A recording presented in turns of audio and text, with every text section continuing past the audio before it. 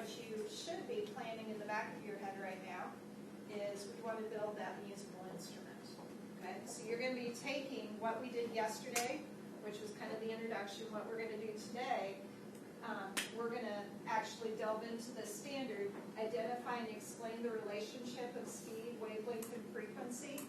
All those stations had frequencies, right? Your pitches, and there were wavelengths that we were working on, and then there were wave speeds that determined that. So we're going to build that relationship today, because eventually that's something that you're going to be calculating about your own musical instrument effect that you built. So what you'll be doing today is we're going to build this model by doing what relationship, if any, exists between frequency and wavelength. So we've got those definitions that you've already done there.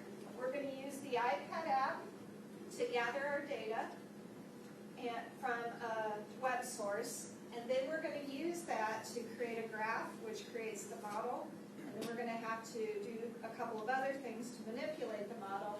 But where we're going at the end is we want to come up with this claim evidence reasoning. What is the relationship? What data supports that relationship? And then why does that make sense scientifically based on the evidence? Talk about the patterns. First thing, did you start to notice something particular about wave speed?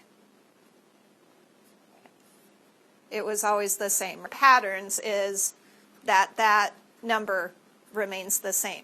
Okay?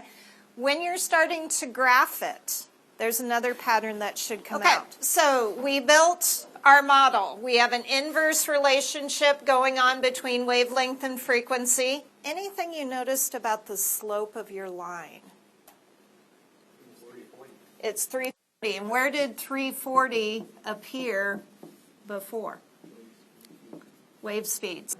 So you noticed a pattern that number came out over and over, and now we're noticing a pattern that when we graph the inverse, I get that same number.